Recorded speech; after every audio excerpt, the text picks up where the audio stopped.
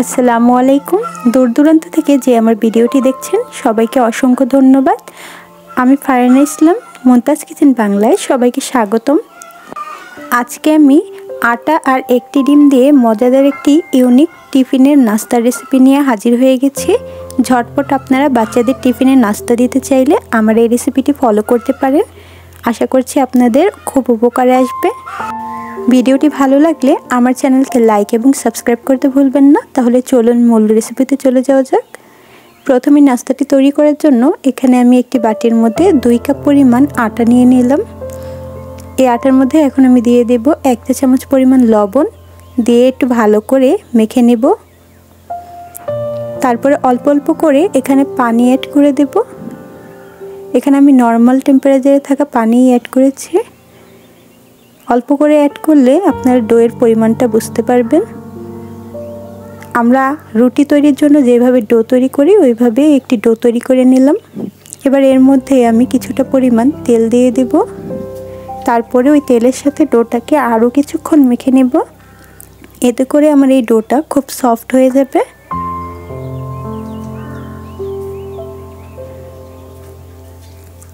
তেলের সাথে আমার ডোটা মাখানো হয়ে গেছে। এবার এই ডো থেকে আমি ছোট ছোট করে কিছু লেচি কেটে নেব। আপনারা আপনাদের পছন্দ অনুযায়ী ছোট ছোট করে লেচি কেটে নেবেন। আমার 2 কাপ পরিমাণ আটার থেকে 6টা লেচি কেটেছি। এবার এই ডোগুলোকে হাতের সাহায্যে টেনে আমি গোল শেপ দিয়ে নেব। সবগুলো ডোকে আমি একইভাবে গোল গোল শেপ দিয়ে নিচ্ছি। আপনাদের এই রেসিপিটা কেমন লেগেছে আমাকে কমেন্ট করে জানাতে ভুলবেন না।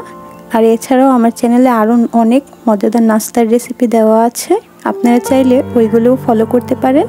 আশা করছি অল্প সময়ের মধ্যে ওই রেসিপিগুলো আপনাদের খুব ভালো লাগবে।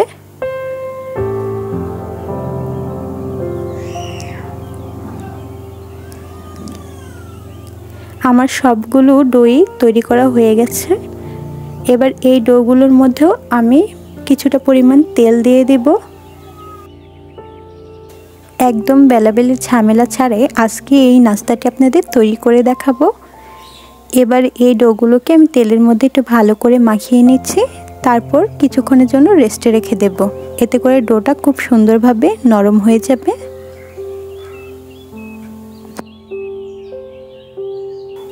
ডোটা রেস্টে থাকতে থাকতে অন্যদিকে চুলাতে আমি একটি ফ্রাই প্যান বসিয়ে দিয়েছি।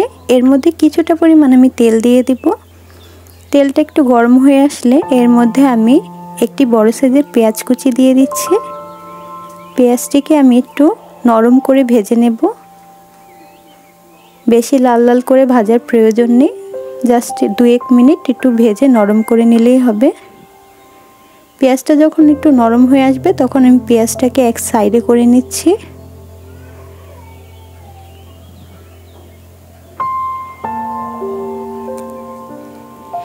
এবার অপর পাশে আমি এখন একটি ডিম দিয়ে দেব। ডিমটা অবশ্যই নর্মাল টেম্পারেচারে হতে হবে। এই ডিমের মধ্যে আমি দিয়ে দিচ্ছি 1/2 চা চামচ পরিমাণ লবণ। এবার ডিমটাকে চামচের সাহায্যে আমি ফেটিয়ে নেব। এই পুরটা তৈরি করতে কিন্তু আপনাদের বেশি সময় লাগবে না, আমার জাস্ট 3 মিনিট সময় লেগেছে। আর পুরো নাস্তাটা তৈরি করতে মাত্র 5 মিনিট সময় লাগবে। খুব অল্প সময়ের মধ্যে এই নাস্তাটি তৈরি হয়ে যায়। এবার পেঁয়াজের সাথে ডিমটাকে ভালো করে ভেজে নিচ্ছি। এবার এখানে আমি অ্যাড করে দেব একটি কাঁচামরিচ কুচি। ঝালটা আপনারা আপনাদের পছন্দ অনুযায়ী দিবেন, যেহেতু বাচ্চা খাবে তাই আমি এখানে একটি পরিমাণ কাঁচামরিচ কুচি দিয়েছি।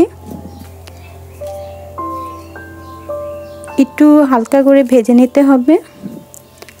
ডিমটা 1 মিনিটের মতো ভাজা হয়ে গেলে এখানে আমি অ্যাড করে দেব 1 চা চামচের মতো চিলি ফ্লেক্স।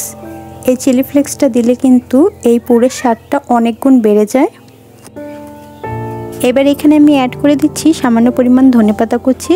ধনেপাতাটা দেওয়ার পরে আপনারা 1 মিনিটের মতো চুলাতে রেখে তারপরে চুলাটা বন্ধ করে দেবেন, নাহলে কিন্তু ধনেপাতার কালারটা নষ্ট হয়ে যাবে। সম্পূর্ণ পুরটা আমার তৈরি করতে মাত্র 3 মিনিট সময় লেগেছে। এবার আমি চুলাটা বন্ধ করে পুরটা নামিয়ে নিচ্ছি। এবার রেস্টে রাখা ডোগুলো দিয়ে আমি আপনাদের নাস্তা তৈরি করে দেখিয়ে দিচ্ছি। এর জন্য এখানে আমি একটি প্লেট নিয়ে নিয়েছি। তারপরে একটি ডো নিয়ে হাতের সাহায্যে চেপে চেপে এভাবে বড় করে নেব। যেহেতু এখানে তেলের মধ্যে আমি অনেকক্ষণ খামির করে রেখেছিলাম, ডোটা একদম সফট হয়ে গেছে। দেখুন কত সুন্দর বড় হয়ে গেছে। এবার এর মধ্যে আমি 2 চামচ পরিমাণ পুর দিয়ে দিব। এই পুরটাকে হাতের সাহায্যে একটু সেট করে নিচ্ছি লম্বা করে। তারপরে মাথার অংশটাকে আমি প্রথমে বটে দিব। এতে করে আপনারা যখন পুরটা ভাজবেন দেখবেন পুরটা ভেতর থেকে বের হয়ে আসছে না। এবার সাইড থেকে ধরে আমি রোলের মতো পেঁচিয়ে নেব। তারপরে হাতের সাহায্যে 2 সাইডটাকে ভালো করে চাপ দিয়ে আটকে দেব। পেছন দিকটাকেও আমি চাপ দিয়ে ভালো করে আটকে দিচ্ছি, এতে করে কিন্তু আর বের হয়ে যাবে না। দেখুন সবগুলো নাস্তা আমি তৈরি করে নিয়েছি। এবার চুলাতে আমি কিছুটা পরিমাণ তেল গরম হতে দিয়ে দিয়েছিলাম। এই তেলের মধ্যে এক এক করে নাস্তাটি দিয়ে দিচ্ছি। নাস্তাটিকে অবশ্যই তেলটা ভালো করে গরম করার পরেই দিবেন। তারপরে চুলার আঁচটি মিডিয়াম টু লোতে করে ভালো করে এপাশ ওপাশ করে আপনাদের পছন্দ অনুযায়ী কালার করে ভেজে নেবেন। আমি রেসিপিটা বেশি বড় করছি না, কারণ সবাই ভাজাটা জানেন কিভাবে ভাজতে হবে। এক পাশ হালকা হয়ে আসলে উল্টে পাল্টে তারপরে এইভাবে ভেজে নেবেন। একটা সহজ রেসিপি আপনাদের সাথে শেয়ার করার চেষ্টা করলাম।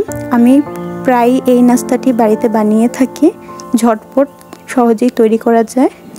মাত্র একটা ডিম আর আটা দিয়ে এত সহজভাবে নাস্তা তৈরি করা যায়, এটা ভাবাই যায় না।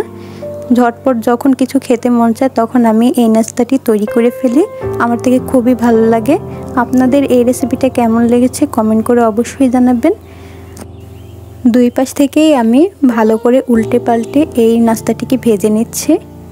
আমি বেশি মচমচা করে ভাজবো না, যেহেতু বাচ্চা খাবে, বেশি মচমচা তার পছন্দ নয়, তাই এইভাবেই আমি নামিয়ে নিচ্ছি। আপনারা চাইলে আরেকটু কালার করতে পারেন। ব্যাস তৈরি হয়ে গেল আমার একটি ডিম আর আটা দিয়ে মজাদার একটি ইউনিক নাস্তার রেসিপি। আপনারা ঝটপট যখনই চান বাচ্চার টিফিনে এই রেসিপিটা দিতে পারেন। অল্প সময়ে কিন্তু এই রেসিপিটা তৈরি করা যায়। আশা করছি আপনাদের এই ভিডিওটা অনেক ভালো লেগেছে। ভিডিওটি ভালো লাগলে আমাকে কমেন্ট করতে ভুলবেন না, আর আমার চ্যানেলকে অবশ্যই লাইক এবং সাবস্ক্রাইব করে দিবেন। সবাই ভালো থাকবেন, সুস্থ থাকবেন। আল্লাহ হাফেজ।